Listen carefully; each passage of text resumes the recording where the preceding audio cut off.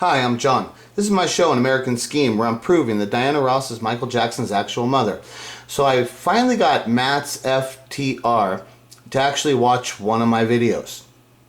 Now the first thing about it is what he does is, he doesn't understand this is one video, okay? So how was I going to be able to put the totality of my story and all of the evidence into one video, okay? So these are just things trying to say, here's a piece, and now from this piece I can go through other, I can link it to this other stuff, and I have other stuff. And so just stuff like that. So within what he put a long comment here. So I'm going to read down through the comment, I'm going to try and answer it. And but you can see the one first thing is that he still is not looking at my story like that there's a chance that it's really true. He's still looking at it more like it's not true, and he's not giving me the credit. But from this comment, it looks like from this comment that he did realize that I'm not a total wacko, that my story is, like I say, it's based on facts and I'm trying to do a real story. I think he realized just that part, where I think he gives me that much credit, where he just says just that, where like, okay, I think he realized I'm not totally crazy. So I'm going to read these, what he said here, and I'm going to try and give some basic answers. So first off, he said, so this was a video I made called 5 Things That Prove Diana Ross is Michael Jackson's Real Mother. Okay, so then he tried to answer those 5 things. So the first one, he said, she was in love with Smokey Robinson and stayed with him. Where is your proof that they were together in 1957? I didn't hear her say that year. So this first thing, in the video just the other day I'd made to him, I was explaining to him that Smokey Robinson met Berry Gordy in August of 1957. And he was laughing at me, so what? So what? What does that have to do with anything? So what? That's not evidence. Who cares? Just like all that stuff, okay? And it's like, well, if you'd stop crying and actually listen to what I'm saying, maybe you'll get to the actually understanding of what I am saying. So the point of what I was saying was that Berry Gordy and Smokey Robinson met in August of 1957. So right after they met, it was obvious that if you were Diana Ross and you knew who Smokey Robinson was, and then see, Berry Gordy was already an established guy. It wasn't like he was just some guy. He had already been established as a professional writer for Jackie Wilson. So Berry Gordy's already in the industry. So when Smokey Robinson hooks up with Berry Gordy, that's a real connection. That was a big step for Smokey Robinson. And Diana Ross is right there. She sees all of this going on. But the other main thing is that I know as a fact is that Claudette, her name's Claudette Rogers Robinson, because she marries Smokey Robinson. Claudette is in the band, The Miracles. It's actually called the Matadors at that time, but The Miracles. Claudette's in the band when they do the audition for Berry Gordy in August of 1957. Claudette's in the band and dating Smokey Robinson. And then they end up, about a year and a half after that time, I believe it is, they get married. You know, so not long after that. They marry young, and they stay married for a long time. And she's in the band. She's in the band with Smokey. So this is how I'm saying how close.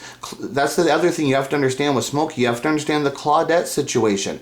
So Diana, this is what I'm saying. When you've got Diana proclaiming that Smokey Robinson was her first love, it's like, well, when Smokey got married to Claudette, Diana's only 15 and a half years old. Okay, that's when he's officially married to her. But we know that they're dating back to when she was in the band in August of 57. So right at that time, that's before Michael's born. So Claudette is with Smokey all of that time. And you're going back to when Diana's 13 years old. She's not even 14 at that time. So what I'm saying is, her as a woman to be proclaiming this love for Smokey Robinson, and then when you see the videos I showed, that it's real. There is a real love there, and she does all this proclaiming about it. So what I'm saying is that something very unusual. I'm saying that the facts of what you see when you get Diana Ross proclaiming to be in love with Smokey Robinson, when you actually look at the facts that surround that, it's something crazy, because she can't be claiming to be in love with him when he's married to Claudette, because they're a Motown act. And Diana then is a Motown act, you know, and then Diana gets involved with Berry Gordy. So for her to be getting involved with him and it's like it's crazy. So the reality is, when you actually look at the reality, the only reality that makes any sense is that Diana Ross is talking about being in love with Smokey Robinson when she's young, like 13 years old, when she's like 13 and 14. It has to be when she's really young at that age. And just so happened, and then the other part is, why would she proclaim this love on TV when she's proclaiming a love to somebody she's in business with, because they're part of Motown? So she's like being very negative to Claudette. For Diana to ever say this, that's the thing. It's like, why would Diana ever? There's no reason, there's no logic, it's disrespectful on every level, and then you look at how old she was, just every part. So I have all this evidence. I have a lot of evidence there. You have to look at all of it though, because I can't get you find a video of Diana Ross saying, "Oh, I got pregnant by Smokey Robinson, you know, and then I gave the baby up." But what you can do, there's another big part, is you look at the first song called "Shop Around." I have a video, if you want to watch my video, the explanation of the song "Shop Around." And like, listen to what I'm saying about all my stories. Then look at the first hit that Motown, their first gold record, which is "Shop Around," the song "Shop Around." Listen to my explanation of what that song "Shop Around" is. Look at what they're actually talking about going on at the same time I'm talking about what it's all going on. There's all kinds of evidence. You just have to actually understand, like, that this could be possible. Once you see it's possible, then you'll start seeing my evidence is actually explaining everything. Okay, so there's a lot to this thing. So that's what's hard for me to get through this, and that's the one thing when they ask me for a piece of information. Okay, this is just stuff, and there's more to it. I can't get through. There's always more. Okay, so can you prove they slept together in December of 57? Okay, so can I prove they slept together? I think I can. I think all the evidence proves that they did. And then also there's like Diana Ross changed schools on which her birth date is March 26th. So right there in March 26th of 1958, Diana changed schools into the Cass Tech. So that would be the signs where she's first starting to show signs that she's pregnant. And what would happen at that time? My timeline has her changing schools. You know, so and then that school that she went to is more of a professional thing, because, you know, like I said, her dad, there's so much history. Her dad went to that school. Her dad has a military background. Her dad has a history in Golden Gloves boxing background. That Berry Gordy has history in Golden Gloves. There's just so much. There's a lot there. There's so much there, and it's just so much going on. Yeah, I think I prove all that. So and prove all that stuff. So. The second part here, he says, this reason is actually very interesting. However, I don't think it proves it's his mother. Okay, it's just one little part, so it wouldn't prove the entirety of everything, but it is one thing that's a strong thing.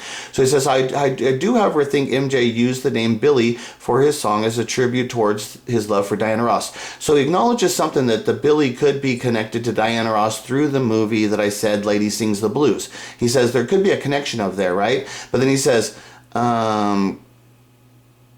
okay, kind of like a reference to the movie. However, the lyrics to the song don't seem to go any further than that. He says, okay, but he hasn't heard my explanation of the song Billie Jean. Obviously, because he doesn't say anything. He makes no reference of it. And he doesn't understand that I've explained the whole song Billie Jean. I've explained not just the one word, I've explained all of it, the whole thing in its entirety. So he hasn't heard that, so he doesn't know how to, he doesn't have that information. That's why he's making this. So he says, however, the lyrics, okay, for instance, why would MJ use the entire song as a code, yet blatantly use Billy as a hint? And I'm saying, no, it's not a code. You just have not heard, you don't understand the song. The song is blatantly obvious. That's why I'm yelling at people, so obvious. When you understand that Diana Ross is Billie Jean, when you understand what the song's actually about, when you just understand that the one part is that when the kid is not my son, that Billie Jean says that whole line. She says, I am the one, but the kid is not my son. When you understand that Billie Jean says that whole line to Michael, that Michael's not the one saying the kid is not my son, it's Billie Jean, that she's informing Michael, you are my son, you are the one, but you're at Jackson now, so you don't get to be my son in public. That's the explanation of that line. And when you have that understanding that that line was not said by Michael, that the kid's not my son, it changes the whole complexity of the song and the understanding of it and everything. So you don't understand when you're saying the words and stuff. You don't understand. I've explained every word to it. You just don't. You haven't listened to my Billie Jean thing, so you don't know that. So right there, for instance, it's called yet blatantly use Billy as a hint. Kind of counterproductive, he says. No, it's not counterproductive. You just never knew who Billy actually was, and then when you don't, you just don't haven't heard my explanation of the song. I've explained the whole thing. Okay, so reason 3, the memorial. I will agree it's odd she said I must stay silent or whatever. I don't know what she meant. However, I'll clean up other points. Firstly, I rewatched the video. So he puts a clip here from a video I showed him. So the video I was showing him, what I was highlighting, the point was when Diana Ross's letter was read, there was 2 significant points. The first point was it happened like instantly. It was just like a thing, okay, it wasn't like a big setup. It was kind of just like Smokey Robinson walked out and then he started reading the letter. Like this was the very, very first thing. Everybody's just sitting around waiting for the memorial to start. Nothing had started. Then the first thing, the very, very first thing of the actual official beginning of the memorial is that Smokey Robinson comes out and he starts reading a letter by Diana Ross. Okay, so that's what I was showing, the point of what I was showing by that. So he showed a video because I showed how it cut in on CNN. So he showed it from another channel that didn't do that cut in. But the point of what I was showing was that it was the first thing. And I used the cut in to emphasize that. I wasn't saying that that was that was the only recording, but I was using that cut in to emphasize that this was the first thing. Okay, so then the other part of that was, it was the first thing so much to the point that the casket of Michael had not even been brought out yet, which that's what I think here, his point here, he says, okay, however, I'll clean up some. Firstly, I rewatched the video, so that's the video he's talking about, I believe, and he says about Diana's speech, whatever. So he says, and he was able to speak in full. He doesn't seem to be cut off. So I think that's where he's talking about first, about how the speech is cut off in the beginning because he watched a different version. But it's the same thing. It's the point I'm making is the same thing, that it was the first thing and it came on abruptly. And he says, also, I think Smokey spoke first because he was reading letters from people who didn't attend, like Diana Ross as well as Nelson Mandela. I'm quite sure there was other letters there was other things, like during that memorial they did a presentation to Michael Jackson like as an award, and they were going to honor him, and there was just so many things like that going on there and people reading other things. So as far as them not attending, I don't think that would be that big of a deal for them to do a separation. Now I can say, if you wanted to say that they did that first, I would say, yeah, that's a good point. That's the reason why they did that first. But the other part of it is that the casket is not brought out yet. There's a separation, and that's the other part of it. That the memorial kind of officially wasn't even started and they were reading the letters. See, the casket had not been brought out. That was the big thing, and that's why I'm saying it, how it happened so soon, because Smokey starts speaking, but then after he gets speaking, then they bring the casket out. Okay, there's a separation there, and that's what I'm saying is odd about the way they did that. It's not that he read it first or the stuff like that. I'm saying the way that it came in quick, and then is because the casket wasn't even there, because it hadn't even started actually. So there was a weird thing about that. So that's the main thing I'm saying, how the casket wasn't even out there. That's why it's like, well, they could have brought the casket out and then Smokey could have come out and started reading the letters to begin the show. That would have been perfectly fine, and it would have been clean, and but no, the way they did it, there was this separation. There was a different thing because they wanted that letter to be like separated. They wanted Diana Ross's letter just to be read and boom, done with, separated from the memorial. There was something about that happened. Okay, so it says, he probably went first simply to get the letters out of the way. Why did Smokey be the one to read the letters? I don't know. Okay, I mean, like I said, it is Smokey, who I say is the father. As for Diana Ross not being there, there actually is a shockingly large amount of people who didn't attend that should have. Not shockingly, most people, the really ones, like even Elizabeth Taylor, I didn't think she did, but she did. Because she was ill, she was in bad health and stuff. But people like Liza Minnelli, I think I had heard her explanation. She was working. She was, she was gigged. She had a gig that she was doing. You can't get out of that stuff because that's big money involved. When there's certain things that if you're hooked to a date if you can't get out of it. So things like that. So it wasn't as bad as like most people did. There was a lot of people that went actually, but Diana Ross, for her to be as a guardian over the children and all the long history and everything, but to be as guardian of the children, see, the children are strong enough to sit there. They had to go through all that. So that's one thing, is Diana Ross had to be there to give comfort to the children. That was the thing she had to do, but she didn't do that, and that's one of the things. It's like, boy, what had to stop that strong woman from sitting there and giving Michael's kids some comfort during that hard grief? The kids were strong enough to do it, but she couldn't. I mean, come on, it's really bad. Okay, so Diana's not attending. There actually a shocking amount of people who didn't. Okay, but to be honest, I feel like you would have said the exact same thing if she did attend. Well, I obviously wouldn't say the exact same thing, because if she attended, then that would change the context of the story. I wouldn't have that letter that she wrote to, reference. And because that was one of the big things that happened, is her not attending that. I think that was the big piece of information that allowed the spark to happen, to let me have that thought that she could be his mother, because that happened about 6 months after this. Okay, so then he says, reason 4. That he has love for her, deep love, but not sexual. So this is about Michael and Diana being in love. Again, I don't see the proof. Oh, I have massive proof of that. I can prove all the Michael's a virgin stuff, and everything is related to all my stuff. I have massive proof of this. I think he loved her like a mother, but not a literal one. See, he makes an opinion there, when all of the facts show I have massive evidence of her calling him a son, and I have him talking to her, like reference her like a mother figure, all kinds of stuff, massive stuff. And then this was because I had Evan Ross saying that he asked Diana Ross, and Diana Ross says, no, it's not sexual between her and Michael. Never. So that's where this one's coming from. And he says, we can see this based on the fact that he essentially made Diana a god. Well, you guys look at it like he made Diana a god. I say, no, that's his mother. That's the difference. You people are looking at it like a goddess. No, that's his mom. That's what you're seeing. It was his mother, and Michael was part of that. Instead of being part of the Jacksons, he's part of the Diana Ross Smokey Robinson thing, which makes him the king and all this stuff. That's what you're seeing. You people are just have seen it wrong, and made basically Diana a god, mother to his kids. And I think it also obvious that it wouldn't be a sexual relationship, because MJ was very rocky when it came to sexual relationships of any kind, especially because when you read in the book and with Diana taking Michael out I think it comes to that here too. So Michael would have been just a kid there at the time that she's taking him out. So that would be more like a grooming taking place if she ever turned into a. And the other thing too is, like, when Michael and Diana, when they first moved there, Diana just had a kid. She's had a Rhonda Ross Gordy. She's got a baby. She's pregnant right around that time too, and then she's a young mother. So at that time, what's she doing? She's not spending time with her young baby. She's spending time with Michael alone. I mean, it's really odd. Okay, so the relationships, he was very shy, didn't seem to have attempted even having a girlfriend until the bad area. Tatiana, come on, there's no girlfriend. There's no girlfriend. Even you can clearly tell there's no girlfriend, because like the Lisa Marie Presley's book's coming out.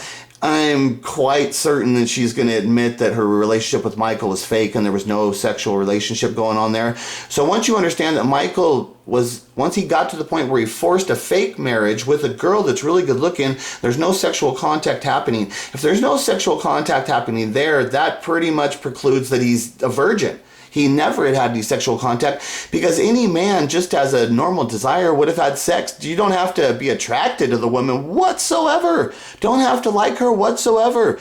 The attraction of the male attraction to the woman would have made Michael have sex with her. Plus, he would have had to have sex with her to validate the marriage, but he didn't, because he was such a virgin. It was something that he was not willing to do. So there is no relationship with Tatiana.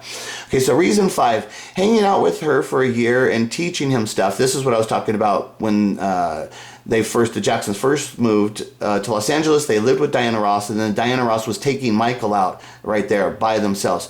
So hanging out with her for a year and teaching him stuff. Again, I just think they had an extremely close relationship. So, okay, extremely close. So this would be when they're just meeting. In the reality of the situation, this would be the Jacksons and Diana Ross. They're basically just meeting. Remember, the story is that they met when they came to Motown. So why does Diana, she sees him and instantly they have, but see, because I've proven that they instantly have a relationship and that it's much bigger. But why? If she never seen him and she doesn't actually know who she is, why is she so fond over this kid? You know? And then she brings him to the house. But here's the thing. If it's not just a her and a Michael thing, her being a respectful person and how she says she cares about kids, she would have brought like Randy along. Somebody else would have came, Marlon, one of the other kids. There would have been another kid that would have been coming with them, one of the younger kids. One of the kids, somebody, or some of the girls, Janet, you know, LaToya would have come with them. Somebody, at some point, there would have been more interaction with Michael and some other kid if she's like likes kids. But it's not, it's this kid. Then why would the parents allow her to do that to Michael? Which I say is not possible unless she has a reason to enforce her will over them. And that's what you see when you actually understand the whole story of Joe. And the reason Joe's talking about hating Diana is because Diana almost screwed everything up. She was kind of like trying to take Michael away. She was really messing with it a lot. So, basically, you see, extremely close. It basically like being a girlfriend, best friend, but without the aspect of sex because MJ wasn't like that at the time. Okay, well, Diana was, though. Diana was, so that's the other thing. So she's hanging out with this boy where she hangs out with men and she's sexual and all this stuff, you know? But now she's choosing to hang out with this kid. That's another thing. It doesn't really make sense. So overall, I think your points are very interesting. So that's what I'm saying. That right there, he looked and at least he saw that I'm not what he thought I was. That's all there is to it. I am actually making real points and I am dealing with real history, and this history things that I am dealing with are actually relating to the story that I'm talking about. So he says, you're interested? I do. He says, but I don't think this is proof. And it's like, well, why would you think it's proof? Why would you? See, this is the thing about him I keep saying, is why would you even say those words? Because at this point, it's not for you to say it's proof. It's only for you to say, okay, you've sparked my interest. Now I'm willing. I know that you have much more videos here. There's got to be all kinds of more information that I have available. So if he says stuff like that, if he just said, okay, you sparked my interest, here's some of my initial concerns if you want to address those, but I'll go ahead and I'll start searching on my own, and if you want to advise me to look on other places, then we can go through this, you know, something like that. But instead of saying, I don't think it's proof, the instant discredit after seeing that, it's like, dude, come on, you misjudged me from the beginning. You're the one who's misjudging me still, and you're still looking down on me, saying I don't have proof. You're the one that you don't have the proof. I have it, just you haven't seen it yet. Okay, I do, however, much have better understanding as to why you think she's his mom. Also, I want to use some logic and ask you a question. If she really is his mom, and if she wanted to be back in his life, then why not just come out and admit the truth? Diana Ross, Smokey, Michael, even MJ's parents, why hide it? There's nothing technically wrong with adopting your child. And see, saying there's nothing wrong with it to another family. Okay, nothing wrong. Okay, but now we're talking about Diana Ross as a star. So you're talking about Smokey Robinson as basically like an 18-year-old man having sex with she's not even 14 when she gets pregnant. So she's 13. And you can say that, you know, she's not 14 when she actually gets pregnant. She's 13 when she actually gets pregnant. So, and see, the thing is, you have to understand the history of Motown with Berry Gordy, and the image was everything. And you got to understand that this happens at the time when Motown is developing. They don't have Motown. It's not in their back pocket. They're not established. This is happening as they're trying to establish themselves. So they don't know how to deal with this situation. But Berry Gordy's smart enough to know one thing, having his key Smokey Robinson, his main entertainer, the guy that he's relying on to do all of, is going to basically build Motown. To have that guy having a kid from a 13-year-old girl right in the neighborhood, that's going to be a problem. And then if it does get out, like, okay, so then that's why I'm saying there was a problem right there. But then so they give him away. Now that they've given away, now you've created scandal, because You've got Smokey Robinson. Now you got Diana Ross coming up through the scene. And remember, she forced her way to the head of the band. There's all kinds of stories about that. But I'm saying it's because of her connection with Berry Gordy, because what he did, that they had this connection that nobody else was aware of except them. It was just Berry Gordy, Diana Ross, and Smokey, and then their family members. Some people would have an idea, but that's it. Nobody. And then so there's crazy stuff going on there. But then with the Jacksons, like once you get to the part where the Jacksons, where Diana comes back and she's like right there, let's say she was going to proclaim Michael as her child there and take him back. Joe Jackson, he raised Michael, so he raised Michael and then he turned him into an artist. So if they gave Michael just to any other family, what's the chances that it would have turned into the Jacksons? There's no chance. It never would have been the Jacksons. It would have been completely different. There would be no Jackson. It would be a different family. Then what's the chances that that family would have nurtured Michael's talent at that such young age?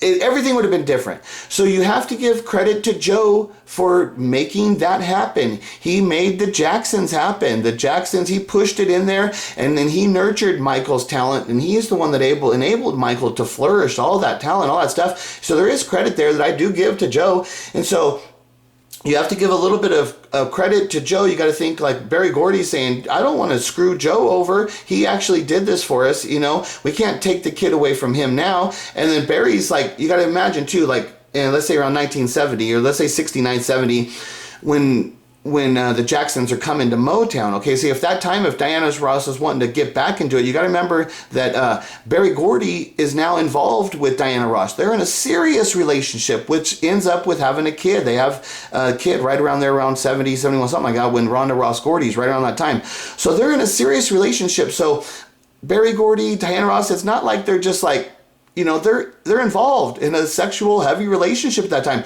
And then Smokey Robinson and Berry Gordy, they became best of friends after that, where Smokey named his kids after Berry. He named his son Berry, and he named his daughter Tamla after the Tamla Records, which is the first part of Motown. Because Motown didn't develop just as Motown. It first started as Tamla. And that's a big part of how I'm saying they were working on the development of it. It didn't just happen easy. They had to work on the development. But one thing's in the development that I'm saying that Berry Gordy was not willing to accept was Smokey Robinson, his number one artist, having a baby, a love child from a 14-year-old girl in the neighborhood. It would have ruined everything. Why was Berry Gordy willing to build up for this and then have that girl right there tear everything down?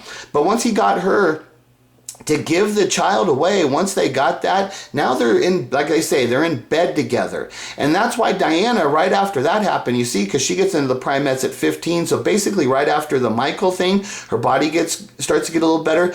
Boom, what does she do? She's on a direct bullseye course right to Motown and everything. And then she was getting there, but then Berry Gordy kept telling her, no, I'm not going to sign you until you're 18. You got to wait till you're 18. So he even forced her. That's the thing with the Michael, with the kids. When you talk about him signing, it's like, man, he even forced her to wait till she was 18, until they were close to that age. So if he was even with that, do you think he would have signed the whole Jackson kids clan family? There's just no way. There's no way he would have signed the Jackson's family unless Joe Jackson had leverage over Berry Gordy to manipulate the situation. Plus, he's got Diana and Smokey saying, that's our kid, bring that kid in. Plus, then Berry Gordy then recognized the talent of the kid and having the respect for Smokey and Diana that he did. Then he had all the respect. That's why he brings them in and makes the Jacksons and all that stuff. I have all of the evidence that explains everything. But the problem is, there's a lot there. There's so much. It's massive amounts of evidence. And then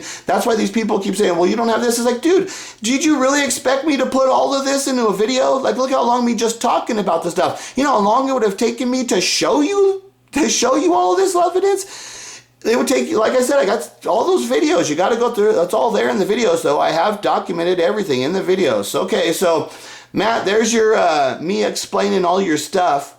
I would advise you, if you want to do something smart, just one simple thing, I would advise you to watch my number 8, my Michael Jackson story number 8. That's my explanation of the Billie Jean song. The way you do your live reactions, don't do a live reaction to this, which you would have to watch this to hear me say that, so I don't know what you'll do. But do a live reaction to the Billie Jean. Do a live reaction and listen to me explain the words of the song Billie Jean, Or you don't have to do a live reaction, just do it for yourself. You know, just do it for yourself. Listen what Billie Jean's about. Once you hear me actually explain all the words, I don't know, and I've conquered it over and over again in other videos. I've reinforced that story. I've got much more stuff to back it up, and I've really dug into the words deeper and deeper, and I'm just all over it. There's no doubt that I'm right. There's just no doubt. So, you know, this is what it is. It's a long story. There's all kinds of information, but like I say, this stuff should be super interesting to any real Michael Jackson fan. This stuff should be super interesting. It should not be boring dialogue that's just boring. To a real Michael Jackson fan, this should be like, wow, this is awesome. This is the best story ever. That's the way I see it. That's why I get offended that people, when they won't watch my stuff, it's like, I'm not doing all the editing and crazy graphics and stuff, but I got the best story. That's for sure.